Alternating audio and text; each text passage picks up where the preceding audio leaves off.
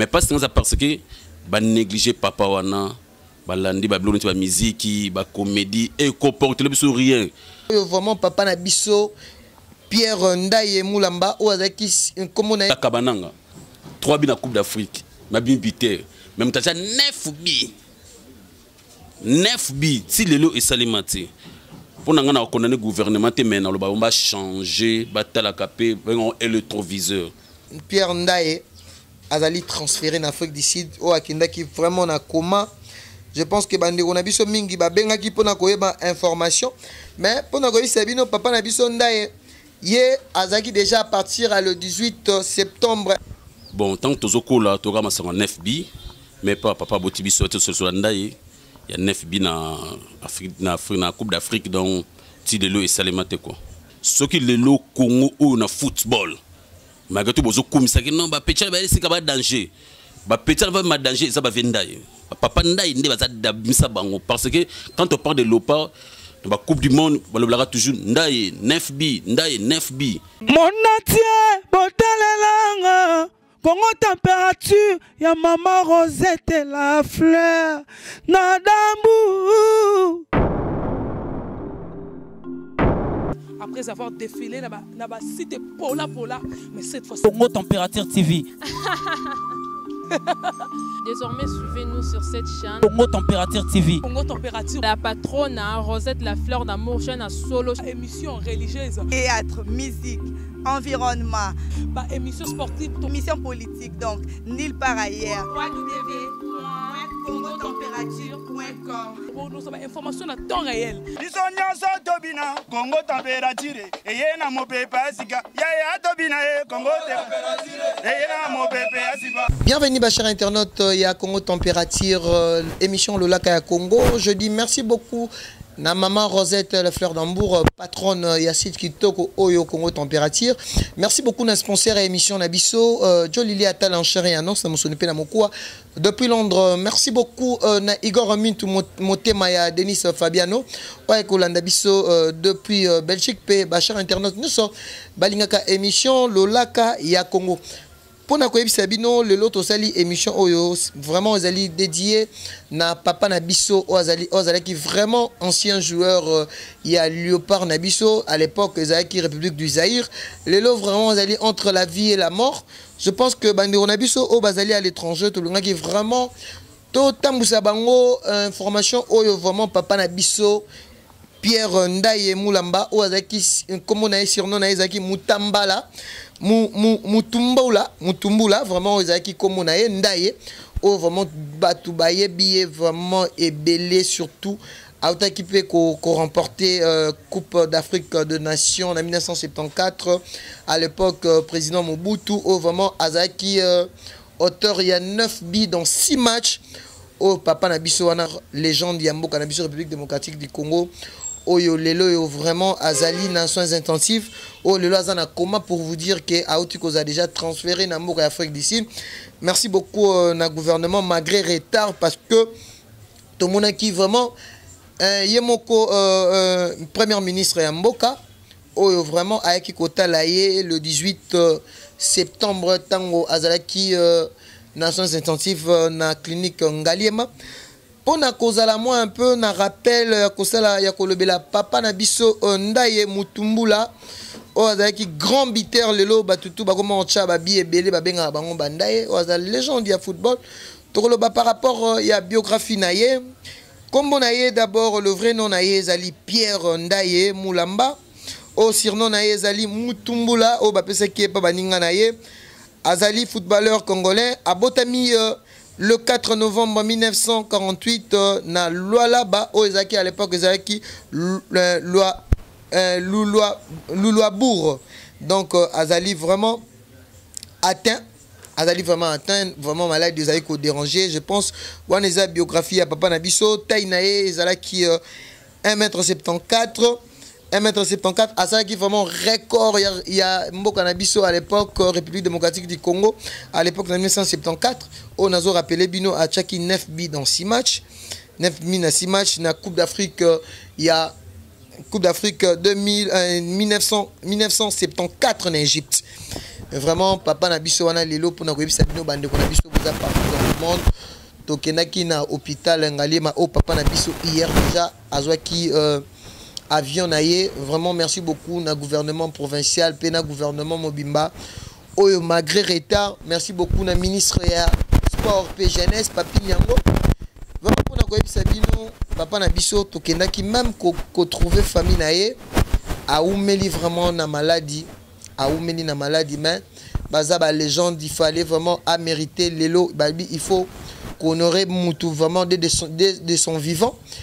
Le lobby sur l'émission Lolaka ya Congo vraiment ne lobby tozalaki wana na aéroport Anjili ndenge ba memaki papa na biso esalaki mawape pasi mais bateau union sont vraiment boza partout dans le monde au boza na besoin ya kotinda ba surjonction na bino toza na parce que toza vraiment de père na mère biter ya monde mère biter africain légende africain. Oh vraiment Marambo à Sala et Tigala Kosali maté 9 buts dans 6 matchs. Oh le loto monaki malgré que papa Nabiso le président le fait président Mobutu Sese Seko o apesaka bango ba terrain mais le loto zo mona ba footballeur o ba beta kala mingi lelo bazo kufa pauvre malgré que à l'époque papa Nabiso Pierre Ndaye ba bénéficiaka na Coupe du Monde 1974 où le président Mobutu apesaka bango bandaku na cité Salongo aux araya bango ba misusu pe bateka ba misusu pe batikala mais to komona papa na biso déjà na 2017 azaki déjà frappé na maladie o to monaki ba konzi mingi pe ba mekaki vraiment ko encourager les gens du football congolais monsieur Pierre Ndaya oyo vraiment zali légende ya biso ya football na biso ya République démocratique du Congo. Lelo pona koyebisa bino ke papa na biso Pierre Ndaye azali transféré en Afrique du Sud o akendaki vraiment na coma. Je pense que bandeko na biso mingi babengaki pona koyeba information mais pona koyebisa bino papa na biso Ndaye ye azaki déjà à partir le 18 septembre azaki admis dans soins intensifs na clinique ya Ngaliema o tomonaki présence ya Bruno Chibala ayaki jusque ti na clinique Ngaliema vraiment papa na biso azaki na soins intensifs bino bobi mutu so na soins intensifs vraiment ezalaka difficile pona loba mais visite ezalaki wana tomonaki mais ezembana ko senga il fallait gouvernement na biso ezwa charge médicale ya papa na biso Pierre Ndaya. Oh, il fallait vraiment que nos soins médicaux n'aillent à l'étranger parce que maladie, il y a papa vraiment, oh, avec Kobela, t'aurais colobaté, mais papa vraiment, Azaki n'a été très critique. Je pense que tant que Pierre Ndaye, Abandaki maladie, je pense que dans les réseaux sociaux, Bomonaki etani na koma ki nango, si comme maye na koma na ministre Oyo, malgré tout ça, remerciement dans gouvernement en place, mais papa Nabiso Pierre Ndaye a souffrir. Il fallait bas soin naie et zoma déjà avant comme na état oyo a commis nango zaki déjà izaka makamuya mbongo makamuya boya parce que Bruno Chibala a sengaki na directeur à cabinet ya ministre à sport Papi Nyangwe ya ko débloquer mbongo pona ko kene en urgence ya papa Nabiso Pierre Ndaye yango moni biso bapandisango surtout émission Lolaka ya Congo ozaka toujours en assistance ya batoyo baza vraiment surtout na ba problème mingi to yaka kaka kopesa ba information ya bango yango lelo pona koyebisa bino vraiment bandeko na biso papa na biso Pierre Ndaye entre la vie et la mort. Likanisi ya gouvernement na biso eza malamu mais il faut honorer déjà ba légende lokola ba Pierre Ndaye il faut azala na monument de la République démocratique du Congo.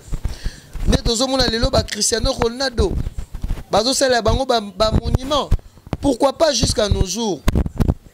À ta place moko boete o lelo so Pierre Ndaye, je le souhaite pas. Ce que lelo atiki biso to éviter monument nini, place nini légende de football. To mona ngo lokola ba légende ebele ba Maradona.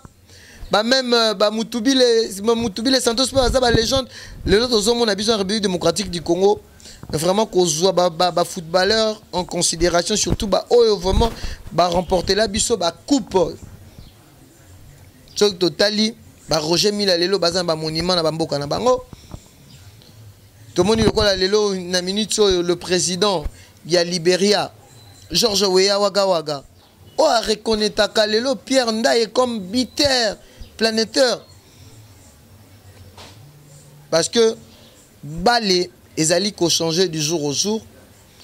Balé ya kala na balé ya lelo na bato ba beti balé lelo bato ba beti balé lelo bazali ko bénéficier au moins. Mais batou lokola papa na biso ba Santos Mutubile ba Pierre Ndaye o ba beta balé à l'époque o ba remporter la biso coupe. Je pense que bon monaka vraiment à l'époque République d'Isaïr comment bazaka honorer ndenge bazaka réussi puis en plus ba kendaka pe coupe du monde. Depuis cette époque-là jusqu'à nos jours, la République démocratique du Congo est là pour participer les sources de la Coupe du Monde. La légende de Pierre Ndaye, Marie Ketozwaka 9-0 na Yougoslavie, et si je ne me trompe pas. Vraiment, ma chère internaute, Bobenga biso Petozo Lukato soutenir famille Oetikalipe. Il y a Pierre Ndaye, Marie que gouvernement a eu qu'à responsabilité, il y a besoin médicaux. Aza légende de football na biso. Tout le monde qui a des informations, on ne peut pas laisser parce qu'on est des journalistes d'investigation. On doit parler que de l'actualité.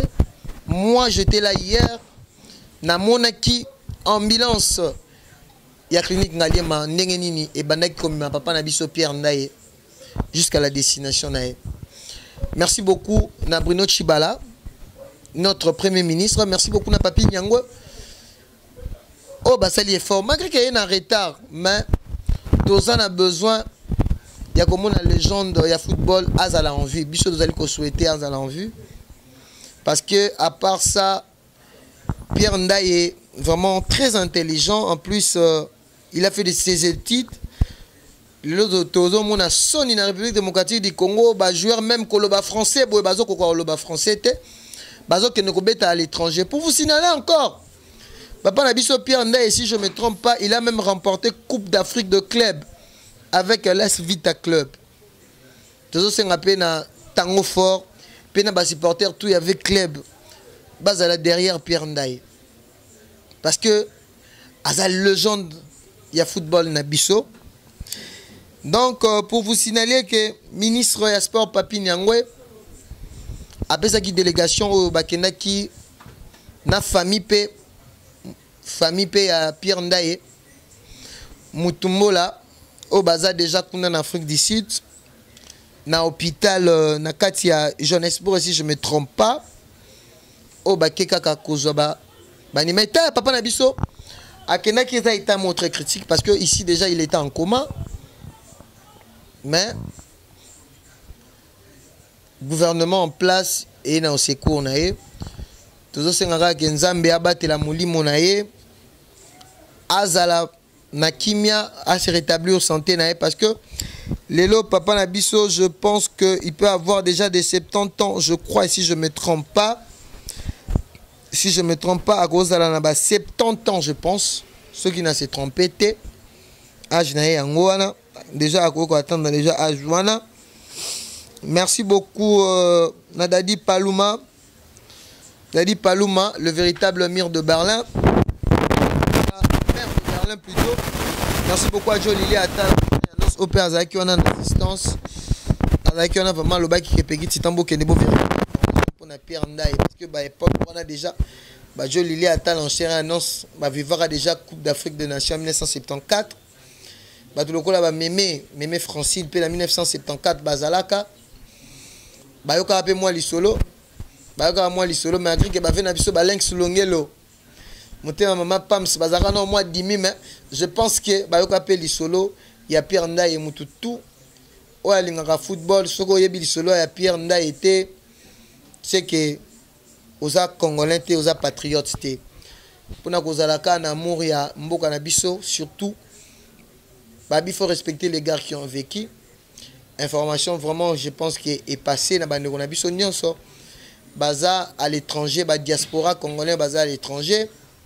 Pour que ça nous rappelle, papa Nabiso a kenaki na état critique, état à coma. courage na famille à Pierre Ndaye. Je pense que boyoki vraiment moi synthèse ya biographie na biso par rapport à papa na biso Pierre Ndaye nga ko na benga parce que aza kokobar na nga aza koko na ngai. Donc merci beaucoup na assistance comme na suka ya émission na biso spéciale émission à notre papa Pierre Ndaye Moulamba, maire arbitraire et planète africain. Hein, maire arbitraire na biso, tu la biso 9 na 6 matchs na Égypte, a même biso Coupe du monde. To penser na une émission na Yalilo le lac à Congo. Merci beaucoup à l'assistance à Jures Ngoyi, merci beaucoup à Bibi Ngoyi, Guy Wembi depuis Londres. Et merci beaucoup à maman Rosette la fleur d'amour. Oazali vraiment la patronne de cette site Congo Température. Je pense que na PCP, merci beaucoup na Shadrach Discored, Opazaki en assistance, régie finale. Il y a Christian Moukendi Touré. Merci beaucoup na Bachar Internet Nyonso, Obazaki Kolandabiso partout dans le monde. Merci beaucoup à Junior Lizobo. Junior Libozo. Hein? Junior Lizobo. Habillé, Babé Ngaraye, Junior Lizobo, Michael Jackson. Il y a des japonais oyo pe te dédier émission oyo hommage vraiment ya papa na biso Pierre Ndaye. Bato nyonso vraiment bazana besoin ya kokomela biso ya kopesa sa courage ya ko fortifier famille ya Pierre Ndaye parce que tous en a besoin kufate. Tous en a besoin za l'envie to monaka ye ti mukolo nzamba ko benga ye mais maladie oyo ya ki brisque parce que tous ba africain maladie eyaka mingi eza bokono même pe ba mindele ba belaka mutu nyonso za essentiel ya kobela mais mutu moko te ba souetaka liwa. Merci beaucoup à Nonon Bouzangu depuis l'Europe oazali kolanda biso bazo soutenir émission lolaka ya Congo makasi na petit naye Kenny West congolais Gelor Lomboto. Merci beaucoup à Patrick Abinda, joyeux anniversaire à toi au pas à soutenir émission Kitoko.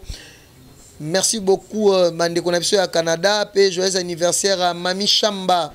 Molongani agent de Chamba, maman à Jimmy Salvador, Ozeko Nabiso depuis Canada. Ari Modogolongo Titi Étoile depuis Canada, mon père spirituel. Balobi le linge ça c'est lave en famille. Ngana Tokoe Kokabonate, Ari Modogolongo Tozana Yo Tili Fobo, Peggy Titan. Oebi comment vraiment au fortifiaranga makasi ya kosala ka ba émission Kitoko Boye. Vraiment c'est pas donné à n'importe qui.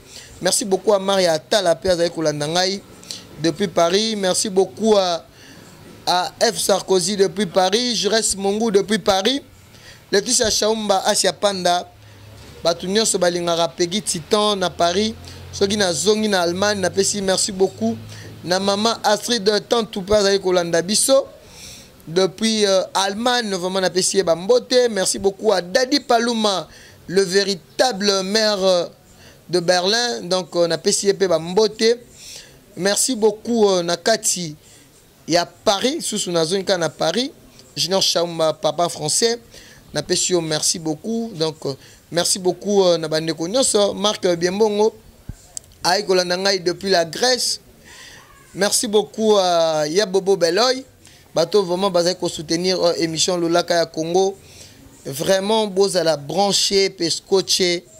Nabandeko Msuso, Nabosani Boza vraiment nombreux, mais bah sur ceci on a bien gosé la biso bien bah question na bino parce que c'est la première partie et puis tu voyez bah comment évolution et la santé to ya ba soins médicaux papa na biso Jean Pierre Ndaye Moulamba o akei kozwa en Afrique du Sud. Je pense que c'était la émission Lolaka ya Congo to kutani mikolo zali koya boza pété boza toujours scotché na émission qui toko Lolaka ya Congo o vraiment to ya ka mingi ko édifier bino. Na Pessi, merci beaucoup na ba fan tout équipe nationale, ba fan tout ya Peggy Titan. Merci beaucoup na ndeko na biso ya Recipe obadai kolanda biso mingi. Merci beaucoup à Freddy Machimangu avec kolanda biso ba Karine Mokonzi, Ris Noir Ami Singo Mape avec kolanda biso depuis Russie Tanya Siliki. Batunyo so boza partout dans le monde, bo benga biso et ko sala biso vraiment plaisir kitoko parce que biso dozaka awa pona bino. Merci beaucoup à Mémé Francine, notre Mémé de préparer. Bandegonio Sobalingarangai, vraiment na pesibino, merci parce que émission Oyo Mingi Tolingara Bo PSAP ba reproche na bino place Peto Baby Saki Toluka Tobongisa à la prochaine émission. Donc on est à la fin de notre émission hommage à Pierre Ndaye Moulamba, vraiment azali entre la vie et la mort, mais biso et pas na biso totombeli vimbolamu akobika na komo na nzambe parce que émission Lolaka ya Congo ezali émission ya bana nzambe ndenge tosali émission boye papa na biso Pierre, bonne guérison à toi. Je pense que nzamba kopé ça peut. Merci beaucoup na bandeko nyonso bazali ko soutenir famille nae. Donc on se retrouve à la prochaine émission. C'était la Peggy Titan Lolaka ya Congo. Merci beaucoup à Jres Ngoy mon ami. Donc on se retrouve à la prochaine émission. Bye. Mon atier botalelanga Congo température ya maman Rosette la fleur Nadambu. Après avoir défilé na ba site Pola, mais cette fois Congo Température TV. Désormais, suivez-nous sur cette chaîne. Congo Température TV. Congo Température. La patronne Rosette la fleur d'amour, chaîne à solo. Émission religieuse. Théâtre, musique, environnement. Bah, émission sportive. Émission politique, donc nulle part ailleurs. www.congotempérature.com. Pour nous avoir information à temps réel. Biso nyonso tobina Congo Température. Eye na mopepe asika. Ya tobina Congo Température. Eye na mopepe asika.